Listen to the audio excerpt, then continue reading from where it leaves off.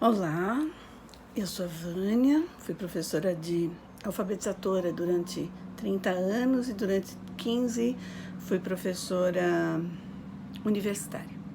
Então, eu hoje estou aqui para falar para vocês, principalmente hoje a minha conversa com os pais de crianças em idade de alfabetização. Eu tenho recebido muitos pedidos de ex-alunas da faculdade para que eu ajude em relação aos pais que estão sendo solicitadas pelas escolas, né, a orientarem os pais como ajudarem seus filhos na alfabetização durante esse período de pandemia, esse período difícil que a gente está passando. Então, eu me dispus a fazer assim alguns vídeos, mas vídeos curtos com algumas dicas.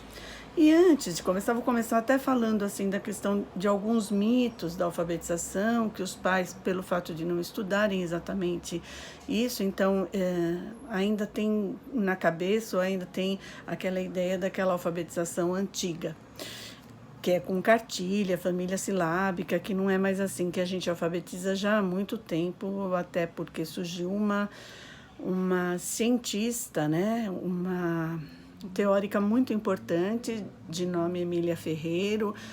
Se vocês quiserem pesquisar, eu acho que é até interessante para vocês entenderem um pouco mais o trabalho dela. E ela fala sobre hipóteses de escrita que as crianças vão construindo, quase que da mesma forma como foi construída a escrita no mundo, né? Então, primeiro desenham e a partir daí vão descobrindo esses símbolos e vão colocando no papel de acordo com o que elas acreditam ser a escrita.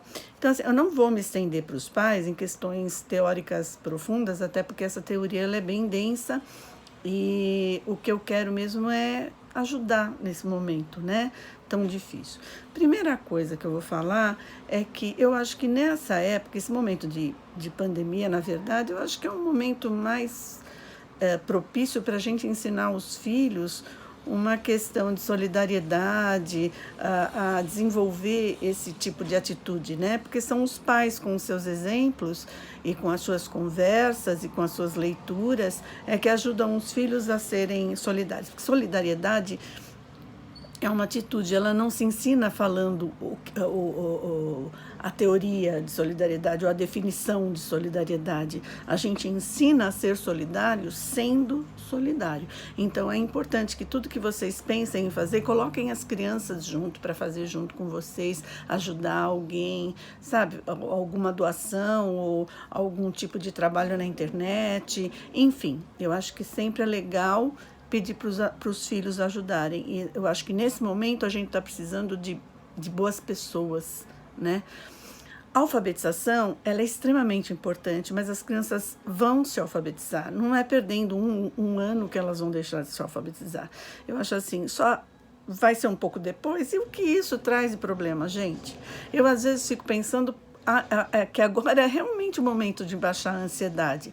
A ansiedade em tudo, às vezes os exemplos que eu vou dar sempre são, é claro, da minha vida, do meu filho, de quando eu trabalhava alfabetizando, da faculdade, porque é a minha vida, são os meus exemplos, né?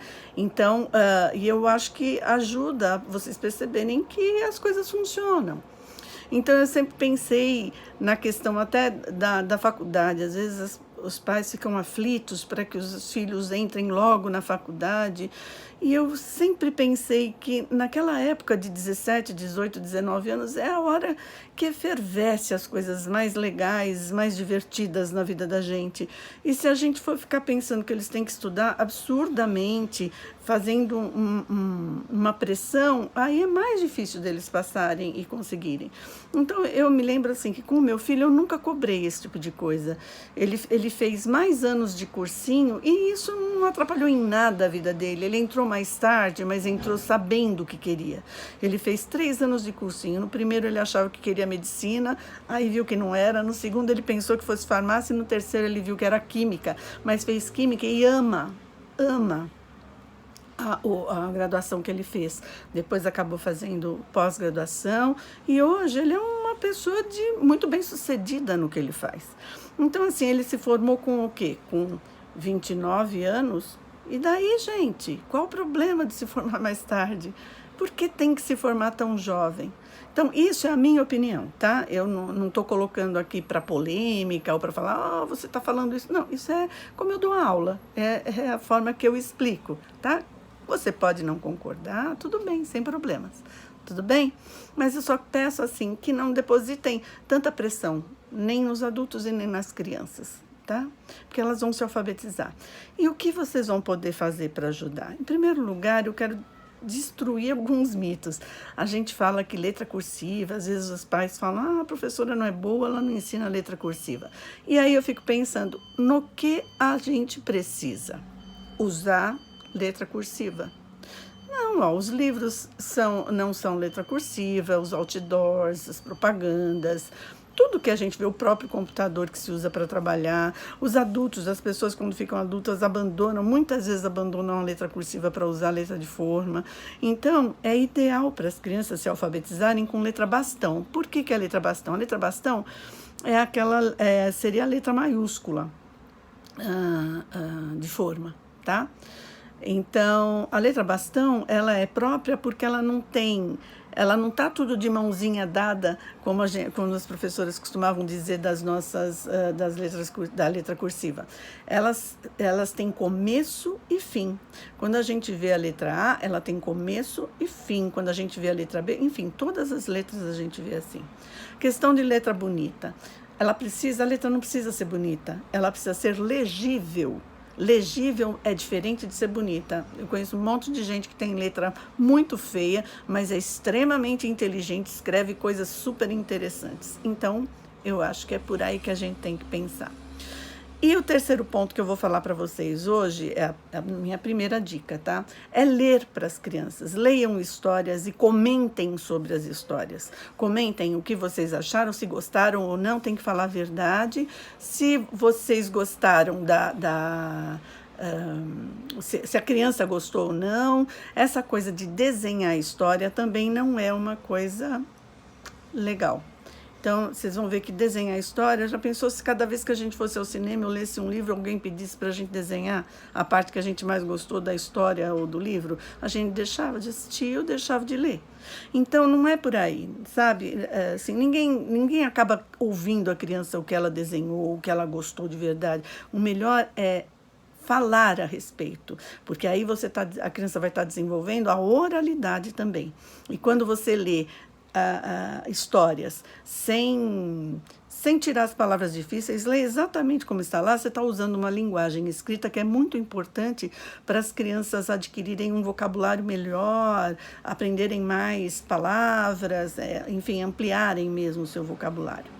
E aí vocês leem e depois comentem com elas essa leitura. É claro que a leitura sempre tem que ser mais dramática, façam pausas, deem sustos, dá risada quando tem que dar, enfim.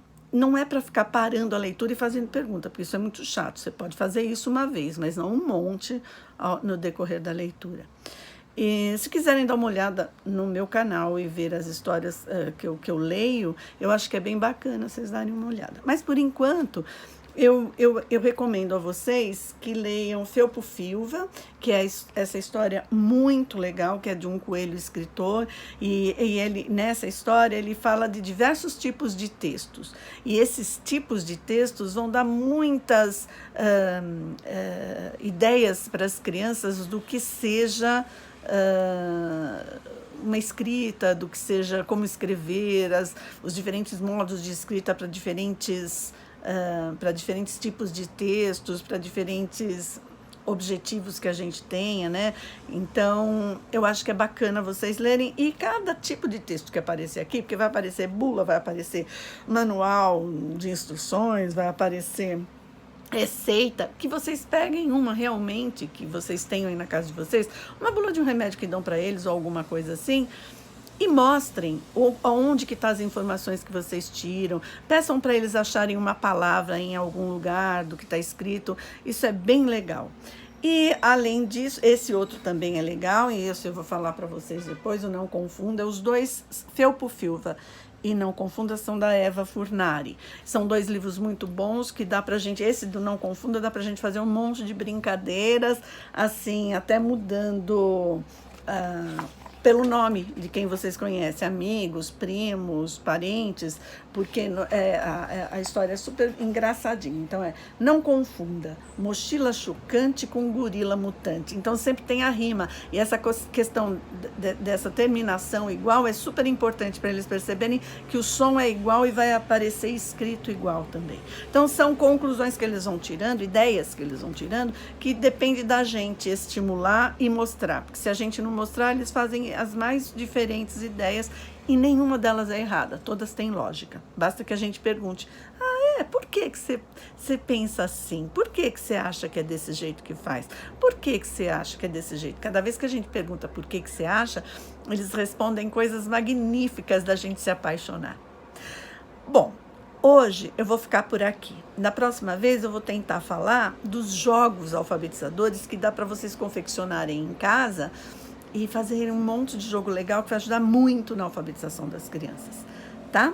Eu espero que tenham gostado. Vão ser dicas pequenas e simples e vocês podem deixar perguntas. Se quiserem me deixar perguntas, podem deixar nos comentários e eu vou respondendo, ou mesmo nos próprios comentários, ou eu vou respondendo nas próximas vezes que a gente for conversando. Tá certo? Eu pretendo fazer a chamada assim uma vez por semana, tá bom? Porque senão também fica muito pesado para mim. Tá ok, gente? Quando eu conseguir mais do que uma vez por semana, eu também coloco. Então, esses vídeos realmente são dicas que eu espero que ajudem bastante os pais que estão meio desesperados aí, tá? Mas não fiquem não, tudo passa. Deus é maior e há de ajudar e olhar por todos nós. Tá? Fiquem com Deus e deixem as perguntas que eu respondo com o maior prazer, tá bom? Beijocas!